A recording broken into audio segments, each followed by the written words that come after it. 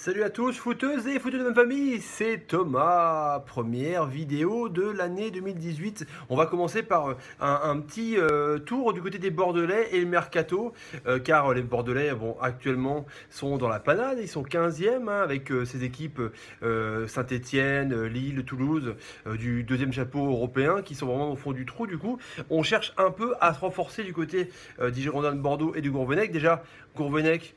Pas de problème, on a eu peur lors d'une réunion qui soit virée. Du coup, les Bordelais et Stéphane Martin ont décidé de jouer sur le long terme, car avec un entraîneur comme ça, quand il était à Guingamp, eh ben, il crée du jeu, montre un peu une tactique, et du coup, il y a besoin de temps un peu pour pouvoir avoir cette osmose avec l'équipe de Bordeaux, et pourquoi pas aussi instaurer les tactiques de Gourvenec, comme le fait à Rennes à l'époque de Gourcuff, c'est-à-dire dans moins de 13, moins de 15, pour voir un peu, pour pouvoir découvrir des joueurs et directement instaurer une culture bordelaise à la Gourvenec du côté du Haillan. Donc voilà, on parle des rumeurs maintenant. Donc Stéphane Martin a dit un joueur par ligne. Donc il veut un défenseur central, il veut un milieu de terrain défensif et il veut un attaquant athlétique et qui reste dans la surface pour pallier à la blessure d'entorse du ligament du genou de l'ami Mendy, qui reviendrait normalement courant février, mais bon, il n'y a rien de sûr parce que ça n'a pas été beaucoup divulgué, un peu son indécidibilité complète un peu de Mendy, qui faisait une bonne fin de première partie de saison en tout cas. Donc pour le défenseur central, le défenseur Mangala, apparemment il a été éjecté par Stéphane Martin parce que c'est jugé vraiment beaucoup trop cher à mon avis. L'ami Mangala, qui était à recruter plus de 50 patates à l'époque, ça aurait été vraiment une bonne chose qu'il soit du côté de Bordeaux, hein. Ça aurait été vraiment intéressant parce que je pense qu'ils veulent un gars pour pouvoir un peu suppléer à Toulalan. Jovanovic, c'est bien, mais Toulalan, le papy, il est un peu, pas en fin de carrière, mais bon, il était milieu def, il est descendu en milieu, en défenseur central, en stopper. Relanceur. Du coup, on pense à Castro, qui était prêté, parce qu'il était vraiment en manque de temps de jeu, le quatrième choix de Gourvenec, au Corinthians. Il a été élu meilleur défenseur de la saison au Brésil, et il a été champion 1 du Brésil avec le Corinthians. Du coup, là, apparemment, la recrue défensive, ce serait lui. C'est un défenseur assez rugueux, assez dur sur l'homme, et je pense que Bordeaux en a besoin, en tout cas pour mettre des brins et remettre une assise défensive correcte et costaud, pour pouvoir après dégager de la sérénité au milieu de terrain et devant, ce qu'on se dit très bien que quand on a une assise défensive un peu plus autoritaire et solide, eh ben on arrive à dégager des ballons plus loin. En tout cas, pour le milieu de terrain, il y avait pas mal de gens qui étaient proposés. Par exemple, on a vu Wallace de Hambourg qui était proposé en prêt. Et là, ça a été signé il y a très très peu de temps. Meïté de Monaco, le milieu défensif.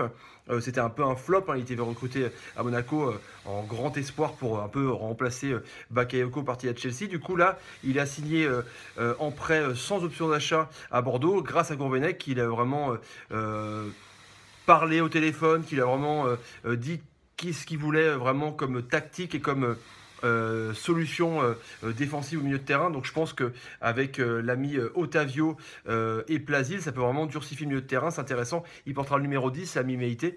Parce qu'au milieu de terrain, il y a les Raguer, il y a donc à Otavio un peu le frère caché de Gustavo à Marseille. On lui souhaite qu'il soit aussi fort. Le petit Vada au numéro 10 quand c'est en pointe vraiment défensive. Offensive justement, du losange. Et là, on pourrait dire Meïté pourra peut-être jouer en pointe haute quand Gourvenec décide un peu de jouer plus la défense. En attaque, on a entendu plein de choses. Du coup, on a entendu l'ami Mendy. Mendy qui est blessé justement, pardon, l'ami Loïc Rémy, qui est un peu annoncé partout, un peu en Ligue 1 et dans des clubs de seconde zone anglaise. Il a annoncé à Saint-Étienne, mais Ousmane Tanan, qui joue aussi à Las Palmas, qui était prêté, souvenez-vous, par Saint-Étienne, il s'est embrouillé avec Loïc Rémy. Donc il y a eu une petite brouille, donc c'est un peu pour ça aussi que Loïc Rémy est mis sur le départ. Du coup, je pense pas que Loïc Rémy aille vers Saint-Étienne. Donc pourquoi pas une piste. En tout cas, il est surveillé de près par Bordeaux. Je pense que c'est un profil assez intéressant. Profil de vitesse, là on cherche un profil athlétique. Les Rémi, c'est vrai qu'il ne court pas comme avant, donc peut-être qu'il restera plus dans la surface. En tout cas, on parle de lui. On parle aussi évidemment du Cheikh.